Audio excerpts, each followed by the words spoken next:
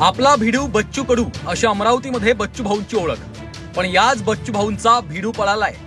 मेळघाटचे आमदार राजकुमार पटेल यांनी बच्चू कडूंची साथ सोडली आहे. महाराष्ट्रात सत्ता पालट करण्याच्या मोहिमेवर निघालेल्या बच्चू भाऊंना त्यांच्याच साथीदारांना चकवा दिलाय.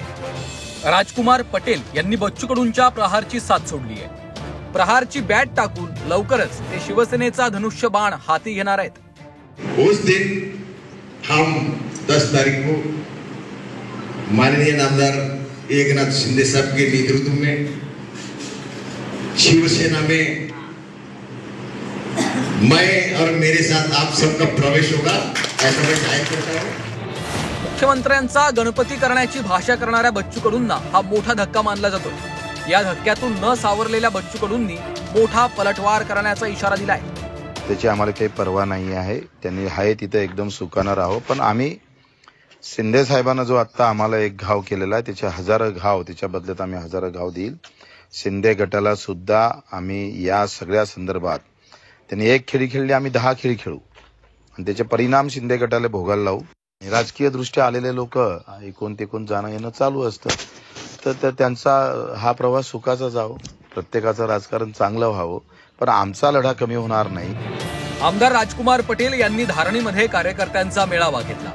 या मेळाव्याच्या बॅनरवरून प्रहार पक्षाचं नाव आणि बच्चू कडूंचा फोटो काढत मुख्यमंत्री एकनाथ शिंदे यांचा फोटो लावला होता.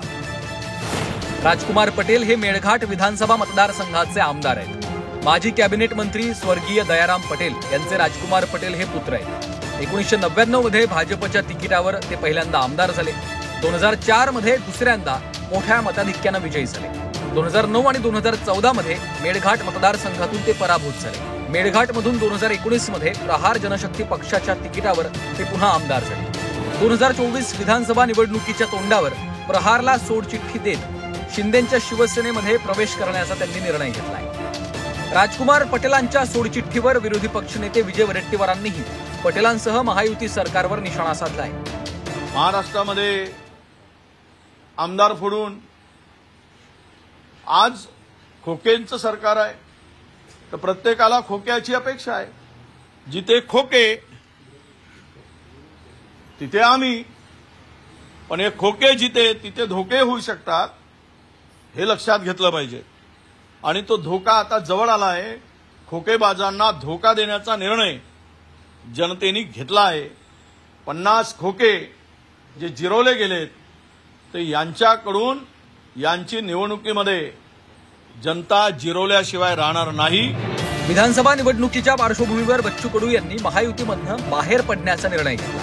तिसऱ्या आघाडीसाठी पुढाकार घेतला. पण त्याआधीच एकनाथ शिंदेच्या शिवसेनेनं बच्चू कडूंच्या एकमेव साथीदाराला पळवलंय.